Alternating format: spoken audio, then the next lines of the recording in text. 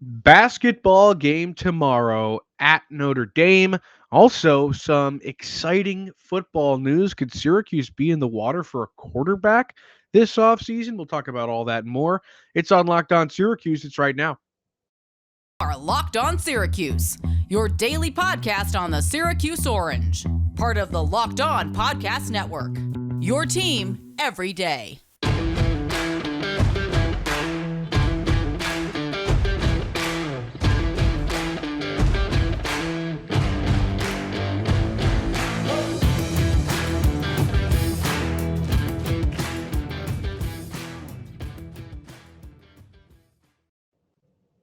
Matt Bonaparte, Owen Valentine with you on Locked On Syracuse. It is your Friday episode. Thanks for making Locked On Syracuse your first listen every day. We're free and available wherever you get podcasts. And today's episode is brought to you by BetOnline. BetOnline has you covered this season with more props, odds, and lines than ever before. BetOnline, where the game starts.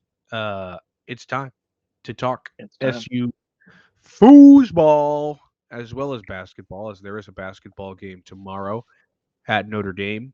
Purcell Pavilion, correct? That's what their place is called. Um, I think.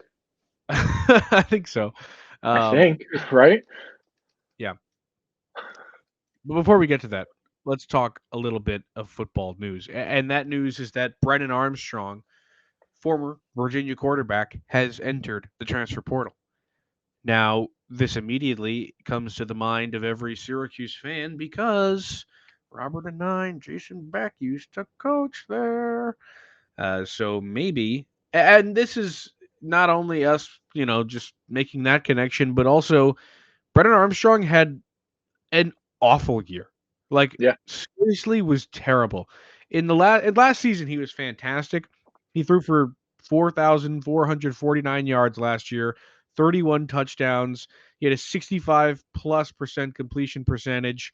He was awesome last year. This year, I mean, it couldn't. He was terrible. Yeah. 2,200 yards passing, 7 touchdowns to 12 interceptions. He only had 185 completions. He only barely had more attempts this season than he did completions last year. He was terrible this year, and there's no denying that it's because Anai and Beck are gone. They're not at Virginia anymore. There's no denying that that is the reason for his dramatic transformation into a bad quarterback this season. Now, what's the first thing on his mind? Maybe it's I'm better than that Schrader guy, and I'm better than that Carlos guy, and those are my two guys at Syracuse, and I want to play for them again because if I do, I could go to the NFL. If I don't, there's no shot I'm going to the NFL. That's what I assume he's thinking, but he just probably wants to change the scenery too, after just such a bad year. But what do you think? Do you think Syracuse stabs at it? I think there's no chance Syracuse goes and gets him. I wish they would because they actually might have a chance at winning something. But I mean, we talked about this yesterday. I was just about to say 14 quarterbacks in that quarterback room or whatever. It seems like 1,000 of those guys. And you're going to add another one. I mean, if you did that, you'd probably, I don't know, like Schrader would just be sitting behind him. Like maybe Schrader would transfer mid-season. I don't even know. I mean, it would be really, really weird to see because there's no shot Brendan Armstrong shows up, you don't start him. Yeah. I can't imagine you're going to pitch a guy to come here and not play. At that point, with one final year, in theory, it makes no sense. And it is funny that we talked yesterday about, they can attack the transfer portal for any position besides the quarterback. And what do we do 24 hours later? Yeah. Like, there's a quarterback. They should go get him. They're shiny, and I like them. This is the one quarterback that, like, you immediately have to think that. Big name quarterback. Good to not give a look. A big name quarterback enters the transfer portal, and I'm like, you know what? I don't think it's like that. But Brennan Armstrong, with the 1,000% direct connection to Syracuse right now, the two coaches that led him to stardom and being outstanding last season, averaging over 400 yards in the air per game, nearly 3 touchdowns a game passing. He was outstanding. They leave, production dips off. I will say we cannot go this episode and talk about how, the dip in production is also a result of 5 new offensive linemen. also Sure, contributes absolutely. to the down year. But 100%. he was a different quarterback this season than he was last year when he was with Anai, when he was with Beck. And maybe, he's aware of that and wants to be back in that situation. The issue is, we talk about it. Syracuse's quarterback room is absolutely loaded. If they get him to transfer, I would assume people have to leave and jump ship. Or it's going to be a weird situation where you've got Armstrong starting with a 2-year starter in Schrader behind him, and Del Rio Wilson just, I don't know, with his hands crossed or his arms crossed, standing there. I don't know what the situation becomes. I don't know right now. I'm thinking off the dome here. Do you want him to make a push? And do you want, if you're, Syracuse football and you don't think it's a shoo-in that he comes here, is it worth a push where they're in this final decision and now Schrader knows that, they don't really want me. They want to go with this other guy. If you're going to get him, great, but do not put this, half attempted push towards Armstrong. End up not getting him, and now you've got your 2-year starting quarterback in this position of like, oh, all right, so I start to show myself. I'm Yeah, going to and be, I'm going to go against what I say when I talk about how, a lot of this season was tough and disappointing. But a quarterback that led them to 7-5 was pretty darn effective, well healthy. And you're pushing for someone else to come replace me. That's a stinger. That one hurts.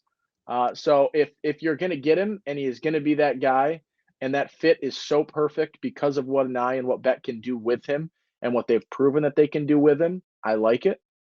But I don't think it's worth tarnishing Schrader, who did improve this year, and when healthy, albeit against the lesser opponents, was pretty darn effective this year and had a solid year in those games. sure.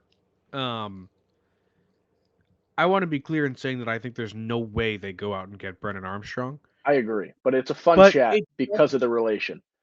it does just seem like when you have an opportunity like this to get a guy that makes all the sense in the world, you at least have to give it a shot, right? But Yeah, I don't think they will. All right. we'll Well, now see. that you've entertained us for about 8 minutes on that, we will switch gears into basketball, but not before this ad from BetOnline. It's your number one source for sports betting info, stats, news, and analysis. Get the latest odds and trends for every professional and amateur league out there, from football to basketball to soccer and esports. They got it all at betonline.net. And if you love sports podcasts like this one, you can find those at BetOnline as well. We're the fastest and easiest way to get the betting fix. Head to the website today or use your mobile device to learn more. Bet online where the game starts. And feel free to let us know if you think Brennan Armstrong has a chance of ending up Yeah, in an orange uniform. All right. Let's switch gears to the game that is upcoming tomorrow at Notre Dame. Mike Bray is leading an interesting squad over there that has been very successful so far this season. They are 6-1 on the year. They have been very, very successful against some teams that usually aren't, except for Michigan State, who they clattered yeah, on the last day of November, 70-52. They beat the Spartans. Um, they are running a squad in which 6 guys play. Now that is yeah. it's very college basketball of them. I mean, it's not like we haven't seen something like that before. Some Especially coaches at just run their Syracuse teams like that. with Jim Yeah, Boeheim. sure. I mean, we see that plenty. Yeah, But if you're getting the results you need, why should anybody else play more? Um, they're playing really well right now, and they're just yeah, beating teams left, right, and center. So I don't really blame them. Last year, it's not like they played a totally deeper squad. They played like 7 guys last year. So it's not like they were playing 10 guys. So it's not out of the ordinary for Mike Bray. But regardless, there's a lot of talent. Of course, the Baldwinsville native J.J. Starling, who is a freshman this season. He's played really, really well for them. Nate Leshevsky is a name that Syracuse fans have gotten accustomed to. He's going to shoot the three. He's going to do a lot at 6'10". He's a really, really good player. And in his senior season now, he's only gotten better. Dane Goodwin, another senior on that team who's played really, really good basketball. They don't have Prentice Hub this year. He is finally gone, so he's not going to ruin Syracuse's day like he did last year. But those three guys, as well as Cormac Ryan, the senior, and Trey Wirtz, the senior, a very old team other than J.J. Starling and Ven Allen Lubin, who's the guy who comes off the bench. It's 4 seniors that play and 2 freshmen. It's very weird. It's like a really, really weird team. It's the perfect balance of experience and inexperience. Yeah, I guess so. And they're playing really good basketball. So their one lost game to St. Bonaventure on the road. They lost by 12 points to the Bonnies. But other than that, I mean, like we've said, they haven't really – they played one close game. They beat Lipscomb by 1 point. But other than that, I mean, things have been an opening night win over Radford by 3, but usually pretty large margin. They're Weird a solid team. Just weird, by the way. Sorry to cut in again. No, you're but just weird that they almost lose to Radford and Lipscomb. They lose to the Bonnies, and then they just destroy Michigan State by 20 or 18. Like, that's just nuts. I guess that's what happens when you have a lot of talent that just needs to gel. You never know what's going to happen in those first few games. But still, just weird. Yeah, 100%. This is a good basketball team. They're not incredible, but they play a good game of basketball, and they do it efficiently with 6 guys, which I think everyone's going to circle get them in foul trouble and you're golden. Yeah, but here's the thing. They stay out of foul trouble. So, I mean, you're telling me Michigan State didn't have the same thought process? Oh, you drive hard at them, you get them into foul trouble, you're going to be great. They're outstanding. They have 3 guys in the top 500 in terms of fouls committed per 40 minutes on the good side, and that being a low number. Their fouls committed per 40 minutes. Every single player of their 6 in that rotation averages fewer than 3 fouls per 40. Wow, that's actually stupendous. Yeah, that's pretty crazy. Not one guy's even close. No. That's crazy. You got a guy at 2.9 fouls per 40, right? They're not picking up fouls. That's pretty nuts. So you're thinking, just drive at him, get him into foul trouble. They're very, very smart defensively, and they play a slower game of basketball. They do what they need to do, and as you were saying, I mean, all of these guys work really well. I mean, Wirtz can get you at the 3. Cormac Ryan, you talked about. Starling has been outstanding. Leshevsky's freaking outstanding. Oops. Whoops, we're gonna take a second with that one. That man's so good. He's torched him so many times. I can't even control myself. I mean, the guy is outstanding. I love watching him play. I forgot how good he was, and then I was watching. I think it was like 3 minutes in to that Michigan State game, and he's got the ball at the perimeter. He hits a murderous ball fake. Puts the ball on the floor. It was murderous? Oh my, it was impossible to not bite. It was that good. Puts the ball on the floor, finishes at the rim. Like, I was like, oh yeah, I forgot how good he was. He is that good. And this team is really in good shape at this point. And, I got to give the nod to Starling as a Liverpool guy myself. My brother played against him. I watched him play. All through that, my younger brother was playing against him a good amount before before Starling left the area. And it's cool to see the growth out of him. It was a guy that you always saw, playing up a couple of years and competing, and more than competing. And then he continues to get this recognition, and is outstanding. I played against him at the Y a few times, I think, just to throw that mix in there as well. He is a guy that's fun to watch. He plays a great game of basketball. Obviously, as Syracuse people, you wish you could have kept, the Central New York guy in Central New York, but he's done his thing. He went to high school in South Bend. Like, correct. That's where he stayed local, but not the local you wanted him to stay local.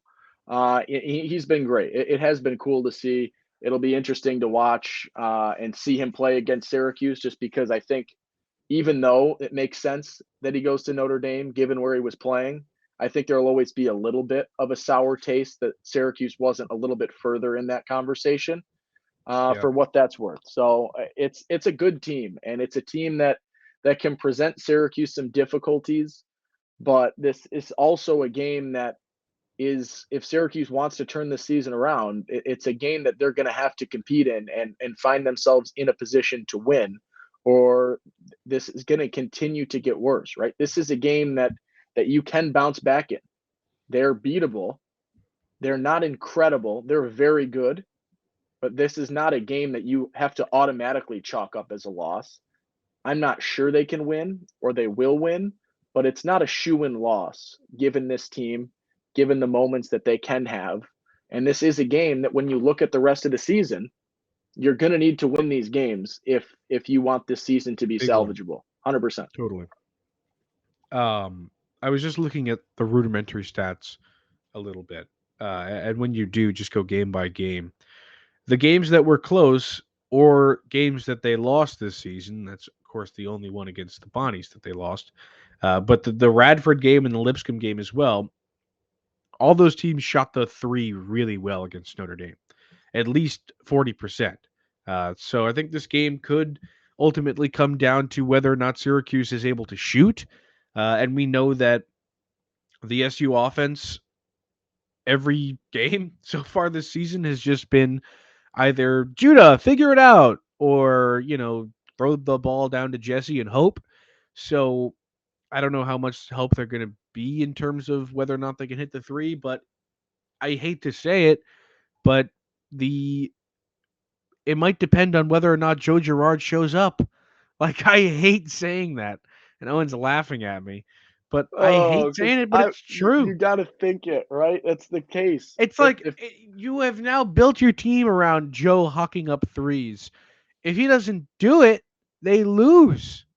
That is so bad that your team lives and dies by the Joe Girard three.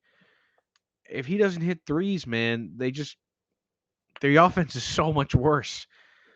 So I mean, in a game where threes seem like they're even more valuable in terms of the outcome, I Mhm. think you have to look towards Gerard or Bell or Taylor to be the guy that's going to produce on the offensive end. So um, that's my rudimentary statistic view.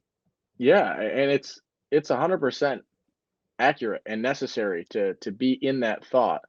And you got to look to Joe, obviously, and you've got to look to your other shooters at this point. And your other shooters have not been incredible. Taylor's at 40%. Actually, I didn't realize his number was that good, and how much that the St. John's game boosted him up. But he's going to have to shoot, and Bell's going to have to be able to shoot in this game as well for them to be competitive, right? You realized, and Boeheim's expressed it, and anyone with a pair of eyes can understand that Judah Mintz is not a 3-point shooter. You know the same thing for Symir. Symir can occasionally, but that's not what you want him to do. That's not what he should be doing. You look at Bell, you look at Taylor, you look at Girard, and you need them to step up and shoot in this game. And I think everybody's eyes are on Joe Girard. How can you bounce back after the last 3 games? What can you do this time around to be able to contribute and do your thing and become, the dominant scorer that you are supposed to be right now? Boeheim's predicted him at 20 points a game this season.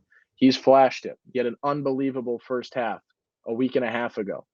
It's got to return in some capacity because he cannot be a non-factor if Syracuse wants to win. As much as that is against what people want to say, you should be on the bench the whole time, you shouldn't even play him.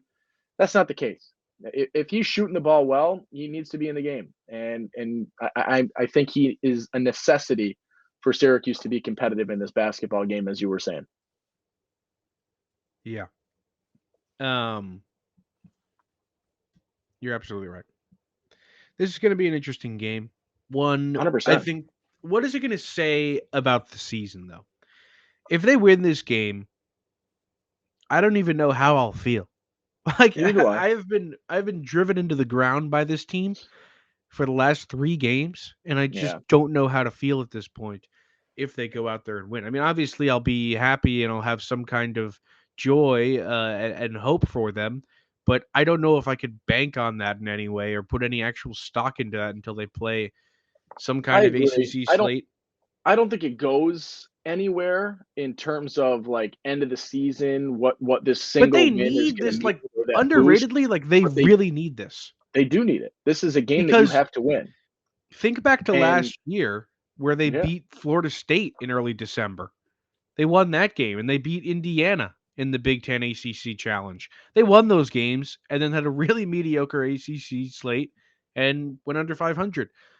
Now you're setting yourself up to have to run the ACC gauntlet. That's a terrible plan. no, It's not thank going to you. go well. No, thank you. I'm worried. I'm This is worried. this is just a game though where you look at it and it's going to tell you a lot about this team. Although it might not mean the most in terms of the entire season, I think how they come out and how they play in this basketball game will tell you a lot about this team. How do they battle? How do they grind?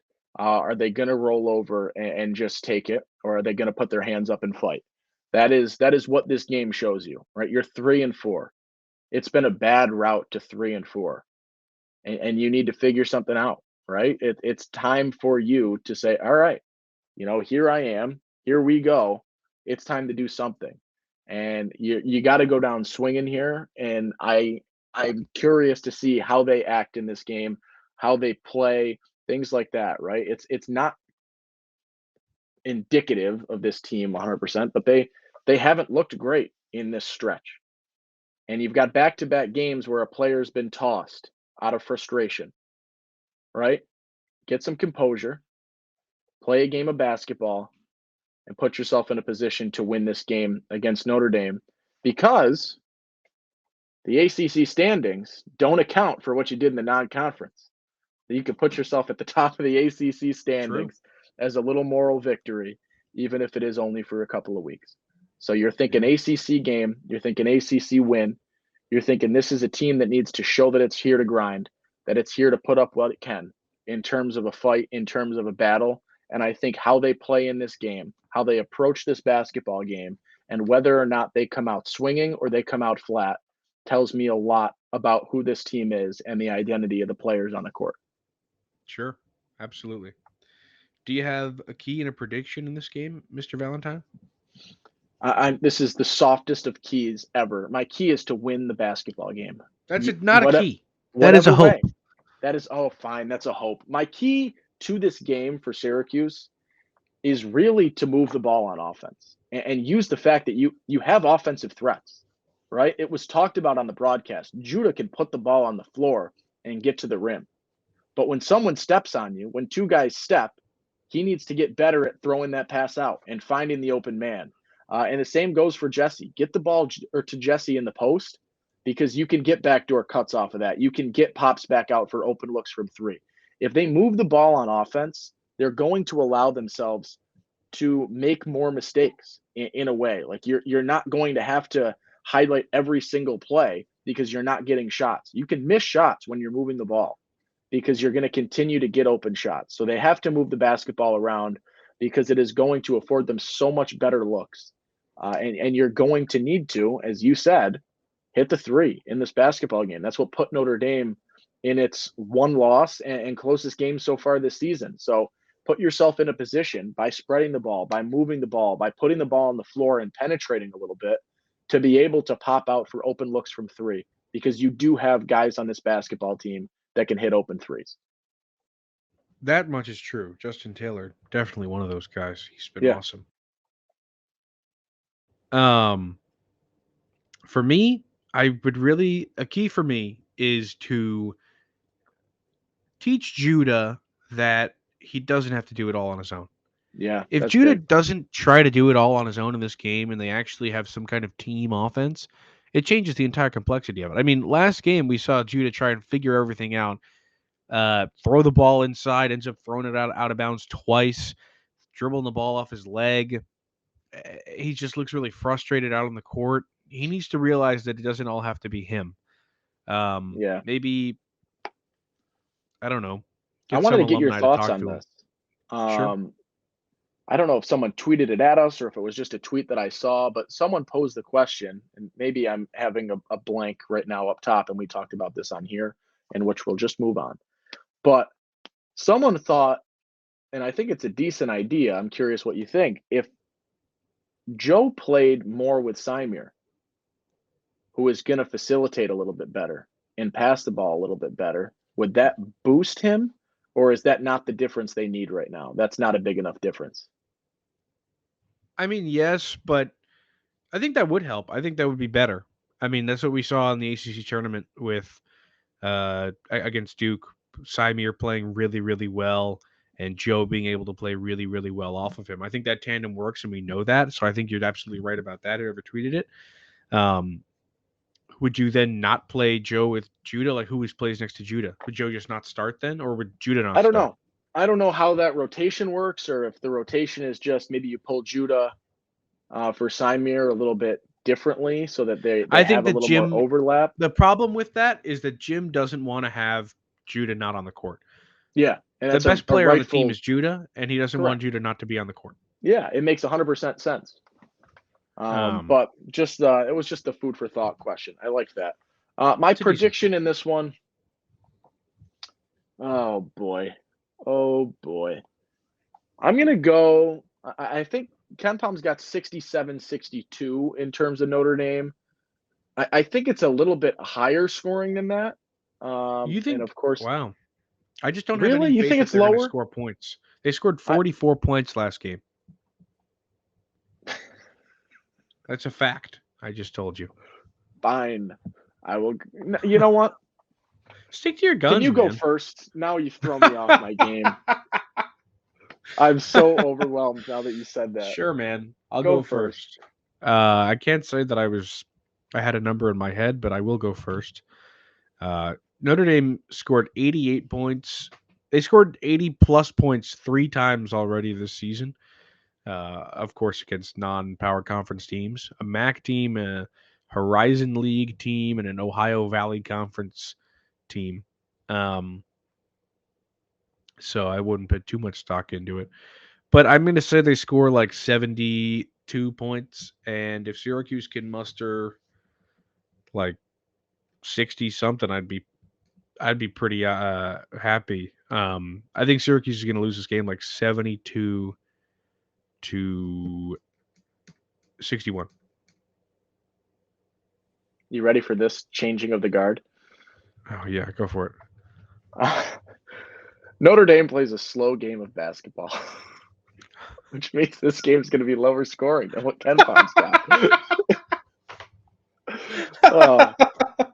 You threw me off so much that I'm going to completely flip the script. I'm thinking more margin here. Take my score in terms of total points with a grain of salt here. I'm going to go 63 to 58.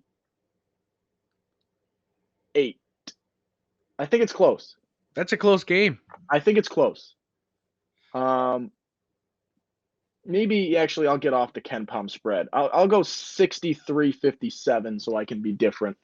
I think this game is pretty close.